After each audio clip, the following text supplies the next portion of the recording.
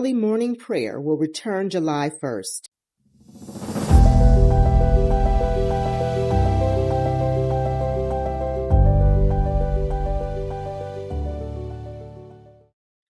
June 18th, Athaliah rules in Judah. 2 Kings chapter 11, verses 1 through 3, 841 BC.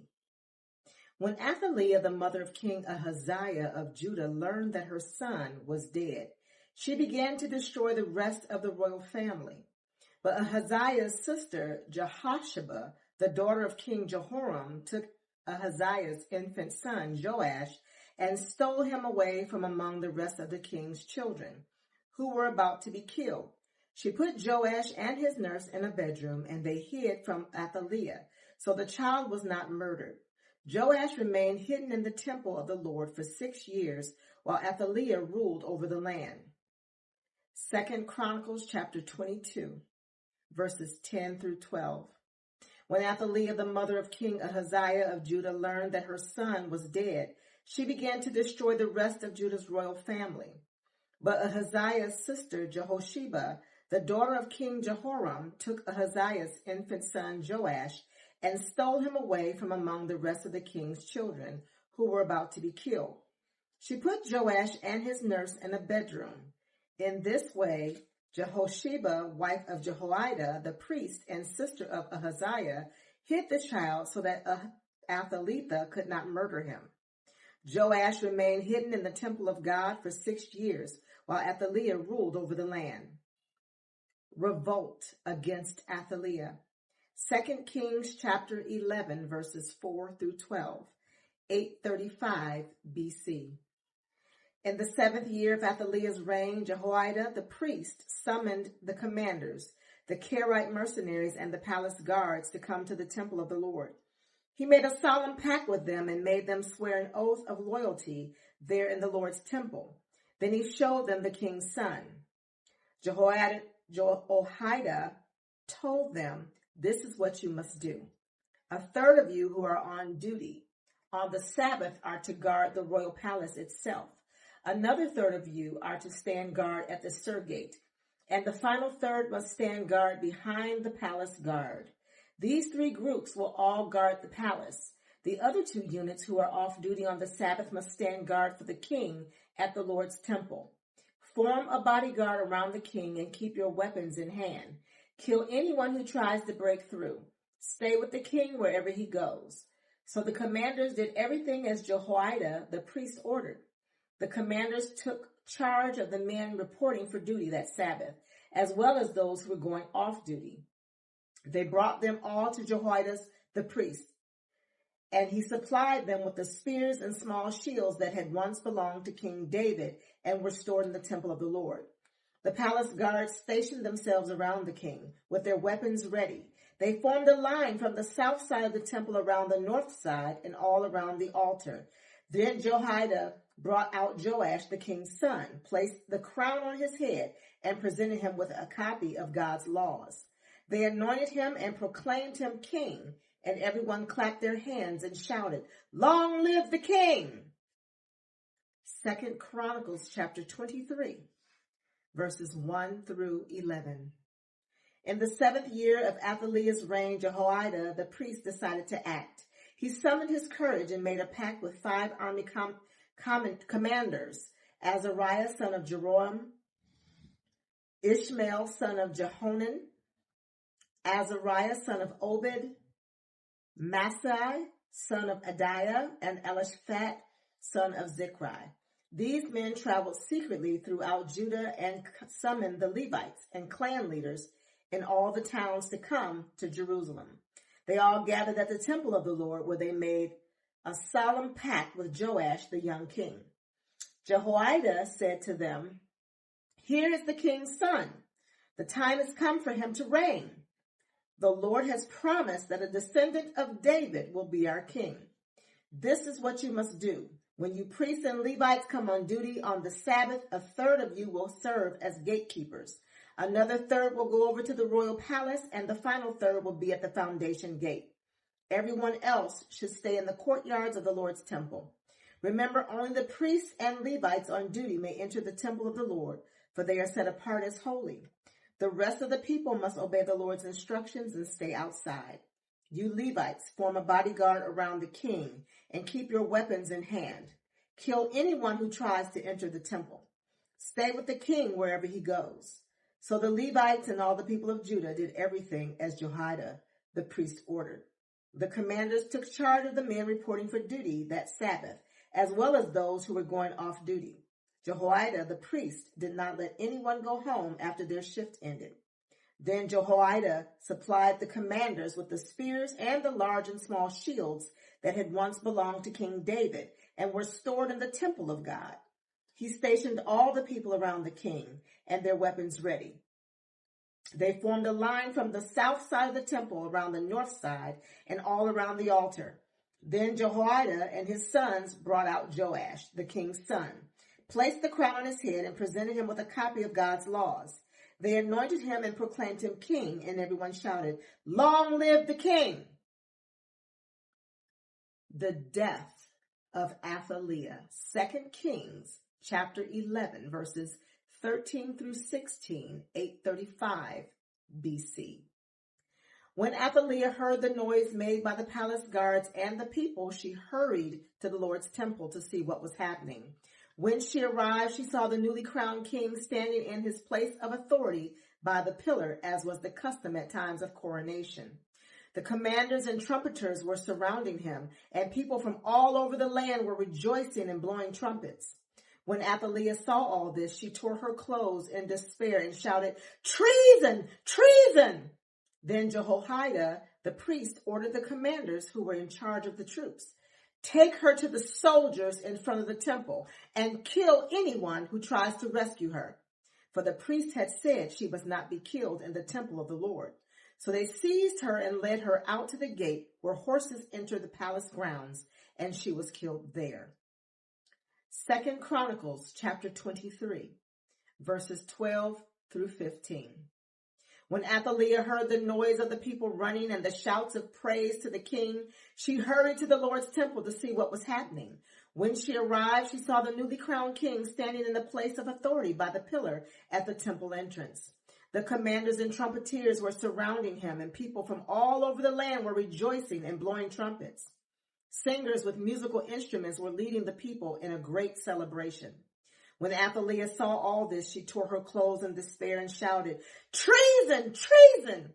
Then Jehoiada, the priest, ordered the commanders who were in charge of the troops, "Take her to the soldiers in front of the temple and kill anyone who tries to rescue her." For the priest had said she must not be killed in the temple of the Lord. So they seized her and led her out to the entrance of the horse gate on the palace grounds, and they killed her there. Jehoiada's religious reforms. 2 Kings chapter 11, verses 17 through 21. 835 BC. Then Jehoiada made a covenant between the Lord and the king and the people that they would be the Lord's people.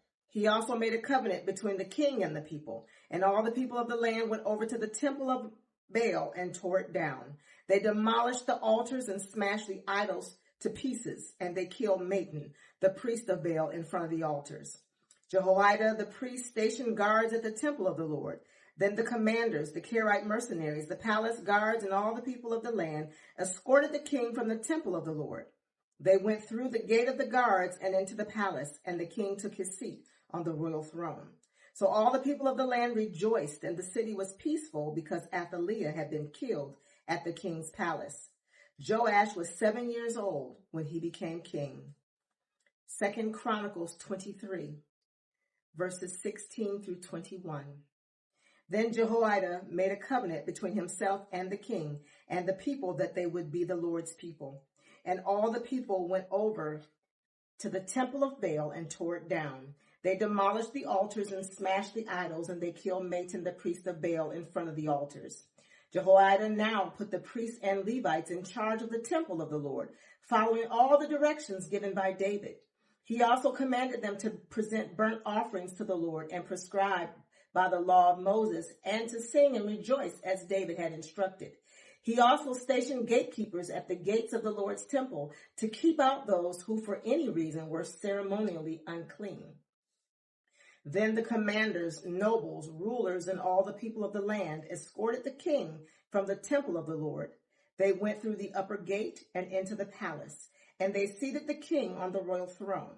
So all the people of the land rejoiced, and the city was peaceful because Athaliah had been killed. Joash rules in Judah. 2 Kings chapter 12, verses 1 through 16, 835 BC.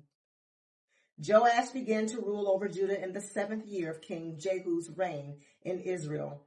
He reigned in Jerusalem 40 years. His mother was Zibiah from Beersheba.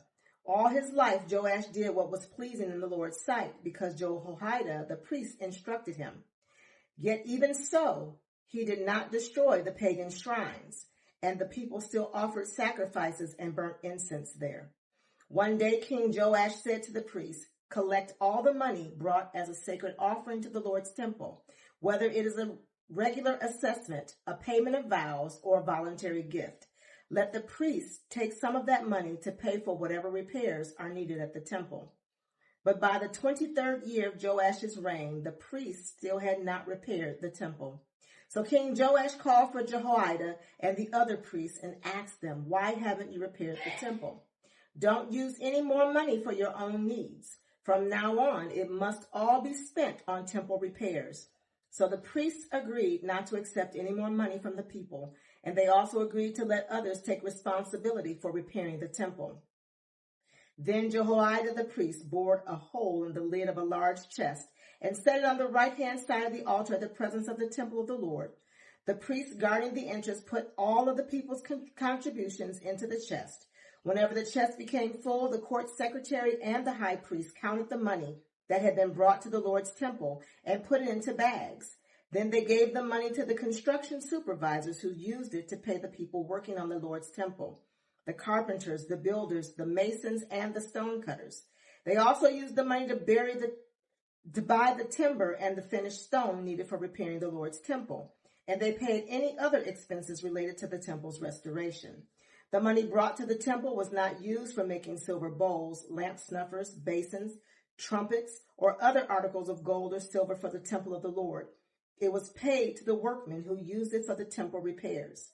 No accounting of this money was required from the construction supervisors because they were honest and trustworthy men. However, the money that was contributed for guilt offerings and sin offerings was not brought into the Lord's temple. It was given to the priests for their own use. 2 Chronicles chapter 24, verses 1 through 16. Joash was 7 years old when he became king, and he reigned in Jerusalem 40 years. His mother was Zibiah from Beersheba. Joash did what was pleasing in the Lord's sight throughout the lifetime of Jehoiada the priest. Jehoiada chose 2 wives for Joash, and he had sons and daughters. At one point, Joash decided to repair and restore the temple of the Lord. He summoned the priests and Levites and gave them these instructions: "Go to all the towns of Judah and collect the required annual offerings so that we can repair the temple of your God. Do not delay." But the Levites did not act immediately. So the king called for Jehoiada the high priest and asked him, "Why haven't you demanded that the Levites go out and collect the temple taxes from the towns of Judah and from Jerusalem?" Moses, the servant of the Lord, levied this tax on the community of Israel in order to maintain the tabernacle of the covenant. Over the years, the followers of wicked Athaliah had broken into the temple of God, and they had used all the dedicated things from the temple of the Lord to worship the images of Baal. So now the king ordered a chest to be made and set outside the gate leading to the temple of the Lord. Then a proclamation was sent throughout Judah and Jerusalem telling the people to bring the Lord the tax that Moses, the servant of God, had required of the Israelites in the wilderness. This pleased all the leaders and the people, and they gladly brought their money and filled the chest with it. Whenever the chest became full, the Levites would carry it to the king's officials. Then the court secretary and an officer of the high priest would come and empty the chest and take it back to the temple again. This went on day after day, and a large amount of money was collected. The king and Jehoiada gave the money to the construction supervisors, who hired masons and carpenters to restore the temple of the Lord. They also hired metal workers who made articles of iron and bronze for the Lord's temple. The men in charge of the renovation worked hard and made steady progress. They restored the temple of God according to its original design and strengthened it. When all the repairs were finished, they brought the remaining money to the king and Jehoiada. It was used to make various articles for the temple of the Lord, articles for worship services and for burnt offerings, including ladles and other articles made of gold and silver. And the burnt offerings were sacrificed continually in the temple of the Lord during the lifetime of Jehoiada the priest. Jehoiada lived a very old age, finally dying at 130. He was buried among the kings of the city of David because he had done so much good in Israel for God and his temple. Jehoiada's reforms reversed. 2 Chronicles chapter 24, verses 17 through 22. But after Jehoiada's death, the leaders of Judah came and bowed before King Joash and persuaded him to listen to their advice. They decided to abandon the temple of the Lord, the God of their ancestors, and they worshipped Asherah poles and idols instead. Because of this sin, divine anger fell on Judah and Jerusalem. Yet the Lord sent prophets to bring them back to him. The prophets warned them, but still the people would not listen. Then the Spirit of God came upon Zechariah, son of Jehoiada, the priest. He stood before the people and said, "This is what God says. Why do you disobey the Lord's commands and keep yourselves from prospering? You have abandoned the Lord, and now he has abandoned you." Then the leaders plotted to kill Zechariah, and King Joash ordered that they stone him to death in the courtyard of the Lord's temple. That was how King Joash repaid Jehoiada for his loyalty, by killing his son. Zechariah's last words as he died were, "May the Lord see what they are doing and avenge my death." The death of Jehu. 2 Kings chapter 10, verses 32 through 36, 814 BC. At about that time, the Lord began to cut down the size of Israel's territory. King Hazael conquered several sections of the country east of the Jordan River, including all of Gilead, Gad, Reuben, and Manasseh. He conquered the area from the town of Aurora by the Arnon Gorge to as far north as Gilead and Bashan. The rest of the events in Jehu's reign, everything he did, and all his achievements are recorded in the book of the history of the kings of Israel. When Jehu died, he was buried in Samaria. Then his son Jehoahaz became the next king. In all, Jehu reigned over Israel from Samaria for 28 years. May the Lord add a blessing to the reading and to the hearing of his holy word. Don't be afraid, for I am with you. Don't be discouraged, for I am your God. I will strengthen you and help you. I will hold you up with my victorious right hand. Isaiah 41, verse 10.